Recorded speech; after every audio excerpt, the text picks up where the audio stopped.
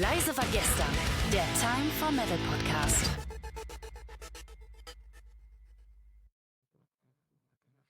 Erfrischendes Moin Moin und guten Tag zu einer neuen Folge von Leise war gestern, dem Time for Metal Podcast.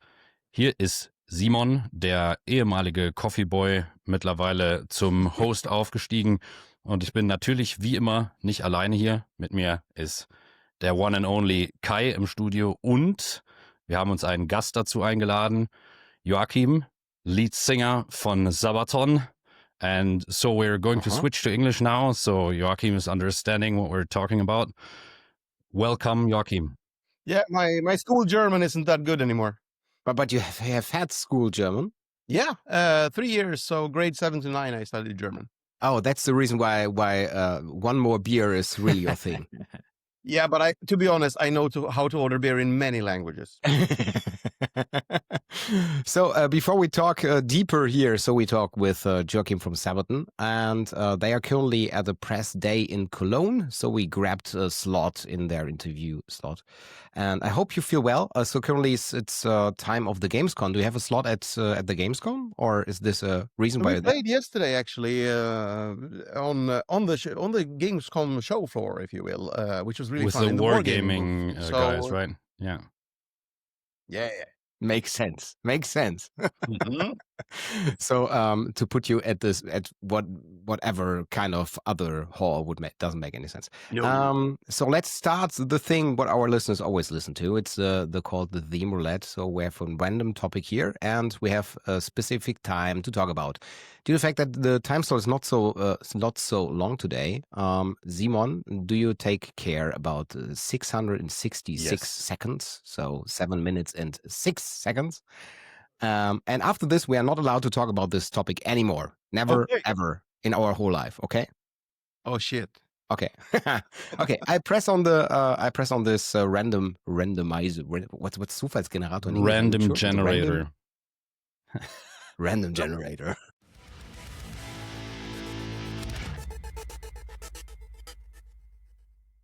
Topic for today. Simon, please start. The timer is. Yeah, it's a fail on stage. So, Joakim, you're our guest. So let's talk about fails on stage. Do you know any? Did you have any hat? 25 years of heavy metal. You don't think I have any? We're gonna need more than 666 seconds for this. Trust me. No problem. But I'm never allowed to talk about. We'll this have to anymore. take the best off. What were the best fails or the worst? Yeah. I mean, we've had everything from wardrobe failures where, pretty much pants splitting up. Actually, yeah, I'll out him now for once and for all. Tobbe, our lovely guitar player who has came back last year after 8 years of vacation. I remember he was a bit lazy in the early years, and he said like, I don't like this, we have, there's so much laundry to be doing, everything we have on stage becomes so smelly. Mm-hmm. So he decided not to wear underwear under the stage clothes because, there's more laundry to do. Every now and then I had these, I call them wardrobe malfunction or penis air condition, maybe we should call them. Me doing splits on stage or jumping around, sometimes they would rip open, at the crotch. Mm-hmm. And Tobbe was like, yeah, but you do crazy stuff on stage and do those things, you go down, and I don't do any of that, so it's no problem. I'm like, well, it's gonna happen. And he's like, no. And then we're playing, this is actually another gaming thing, but it's not Gamescom, but DreamHack. Yeah, in Leipzig. Different thing. And it's a live stream, and in Sweden, in front of, I don't know how many thousand. Exactly at that point when he has no underwear, and this is actually streamed, so maybe it's live on the internet somewhere. His pants split, and yes, you can see his junk. Really a stage fail, yeah. 1%. But I thought it was a DreamHack in Leipzig. So I think we have the sister event of this also in Germany, or we have had this. I think DreamHacks are, there's a lot of them opening, but I think the original one, Sweden. Yeah. I know this that the cooling for the hall was in the lake nearby. So I've read something about this. But Simon, do you have any fails yet? So Oh yeah, you're sure. also. I mean, my stage outfits usually are just one wardrobe failure by themselves. But like this year, it happened to me last year, but it happened to me this year again. I wore like a tie, like suit and tie, on stage, and I play bass. So the tie was just too long, and it kept just sliding in between and underneath my strings, my bass strings. And every now and then I'm playing with my eyes closed because I'm feeling all kinds of feelings, and I'm playing the bass, and I'm wondering why it sounds so muffled. And then I look down, and my tie is just stuck between my bass strings. So while I was playing, I had to sort of stuff it between like the buttons of my shirt and tuck it away, because it kept just ruining my sound and my performance. Like that happens to me occasionally. Unfortunately, it's a repeating failure. So at some point, maybe I should just use very short ties or just drop them completely. Should make sense. Joakim, would you wear a tie on stage? So I don't think that this would fit to your dress, but. No, but I think Simon is onto something there, because so many times we've done, trying costumes for stage, because either you want that look or whatever it is, but having something that looks good and is actually functional on stage, and then changing in and out of if you're doing a costume change, but also, those things, you don't think about those small things about the tie jumping around. Obviously, solution here is to sort of make sure that you have a tie that looks normal, but it's actually attached to your shirt under, so it always stays in place. You don't really think about those things when you're doing it for the first couple of times, and then you go on stage and then you realize, oh shit, this isn't working, is it? So your metal plates on your shirt, or West. what kind of vest is it? Yeah, is it tied with metal or glued on this, or how does it fit? They're glued on, but it's like first you have the vest, then you'll have a sort of foam padding to protect me, and then there's metal on top. Okay, so it's did you ever lost one on stage, to get back to the topic? Not lose one, but yeah, I've had pieces falling apart, I mean, we do quite a few shows, and I guess with that outfit, I've done over 1,000 shows. Not always the same vest, but similar ones. And yeah, they do. After a while, they get worn out, and shit like that happens. I mean, the crotch ventilation fail was kind of a funny one if you can laugh about naked junk. But did you ever encounter any like dangerous failures? We were talking about pyrotechnics yesterday, so I mean, there's quite a lot of those around. If you look at rock and metal history, people just getting burned or blown up by pyrotechnics on stage. We haven't had any accidents or fails where it has been of a consequence, because that's what you're working with. You don't want people to get hurt. That's the most important thing. So our fails in that sense is do not shoot the pyro. So let's say we're playing on a festival. It's happening a lot more than people think, because people expect, okay, we're going to see Sabaton, and it's going to be a lot of fire and explosions. And then they see us and it's very little. And it's like, what's going on here? It's usually wind, for example.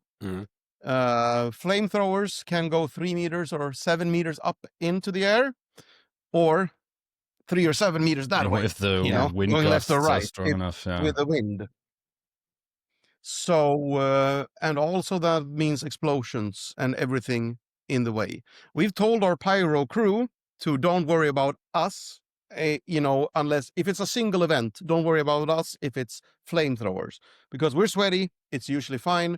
Per lost half his beard once. And I've had several times I was trying to be cool, and I was going to be jumping just in front of the, before the flamethrowers fired.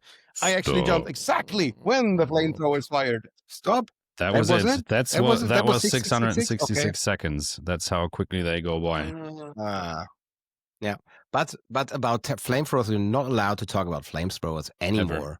Okay. Never, ever in the future, in whatever. But I have a professional problem. that's the reason why we don't never talk about the podcast in this kind of topics. On 17th of August, you are starting with a new release called October, Legends. right? And Because October. it would have October, been what did I 5 say? days ago otherwise. Okay, it's October. Sorry. Yeah, October. And it's called Legends. And if you take a look over here, here, there it is. There's the cover artwork and shows us, let's say, a little bit something different from the other albums you've done. So when I read and heard it correct, we're not talking about Second World War or something like wars in Europe. This is more about heroes or legends of the mystic way, in a mystic way.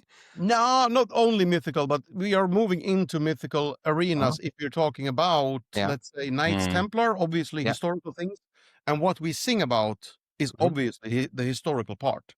Yeah. And let's say also, I mean, sorry, a better example would be Vlad the Impaler.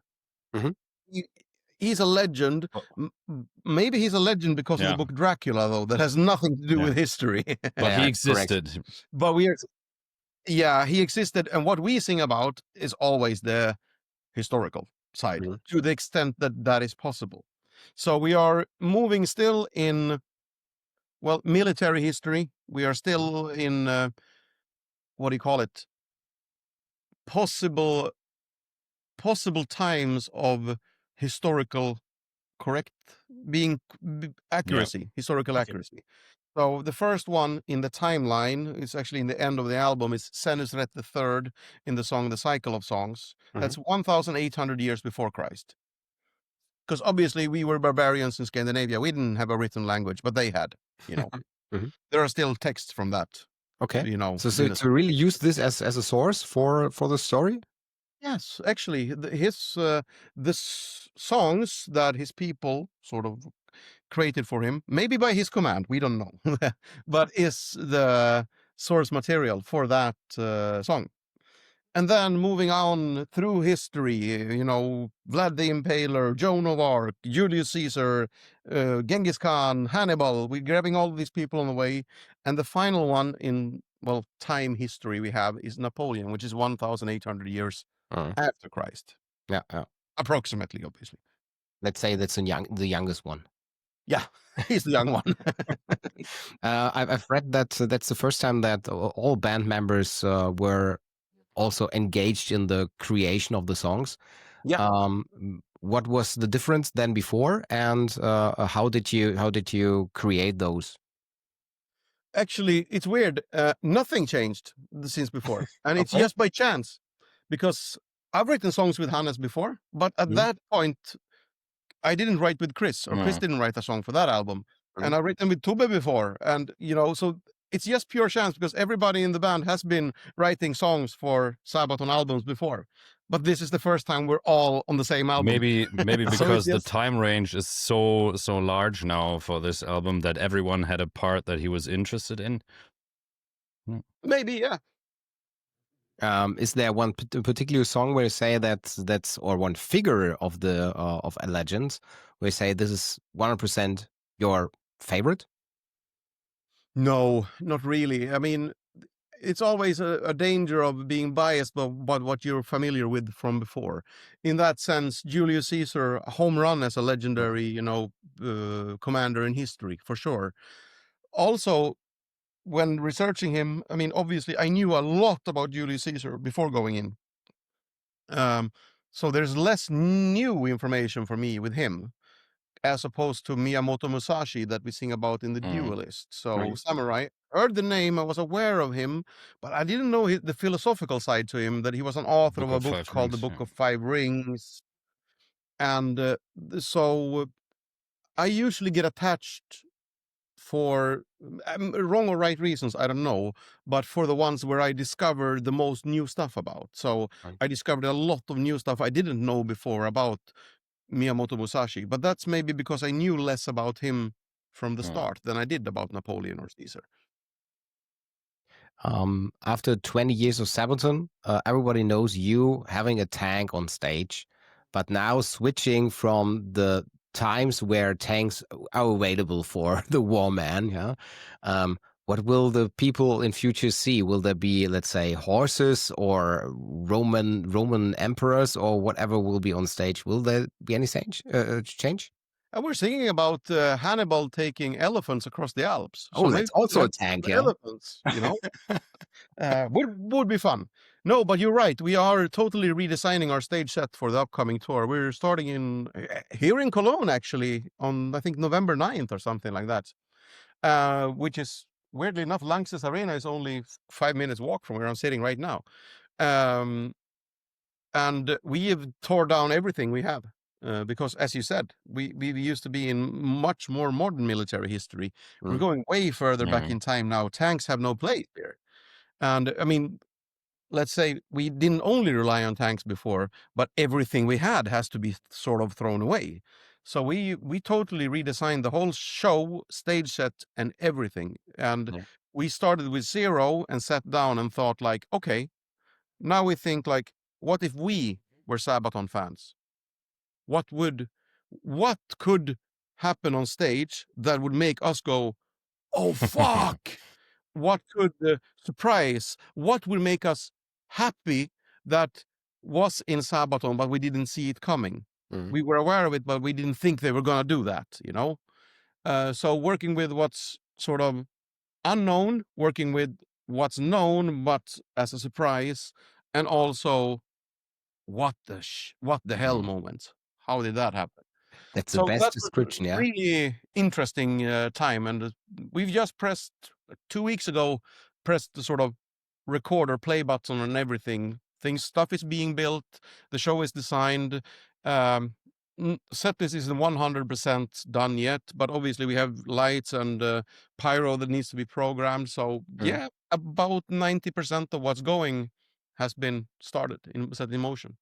That was 100% the best description without saying anything about the new setup. We don't want to spoil But the surprise. the elephant would be fun, definitely. But please don't take a real one. Like that could be kind of mayhem. No, exactly. But you can do it like Iron Maiden with a big blow up elephant. Would be funny. Would be fun. It would be fun. I don't know how to get that up or down or make sense of it. Yeah. But it would be fun. It would make sense for one song, but it's not going to be relevant for the rest, really. It's an elephant, not irrelevant. So it doesn't matter. Elephant. I didn't know Germans make those kind of jokes. Yeah, sometimes. But they need to be the dad. And German's very heavy host that you need to be a dad to make those jokes. No. Okay. You know dad jokes, yeah. I know dad jokes. Okay. And also I take a look on the watch. And yeah, we need to come to the end, and we have always the nice thing that we can hand over the license cost for GEMA to our guests, and you're allowed to play now our outro song, but you need to tell me which one you want to play. So just tell me which song is the Joakim song now. It doesn't need to be a Sabaton song, but it could be. It could be something else. Doesn't matter what. No. Final respects to Ozzy will be in order, I think. Ultimate Sin. That's a very, very nice song. Thanks a lot, Joakim, for having us here and for giving us your very, very limited time. Sorry, it's so short, but thanks for having me. Yeah.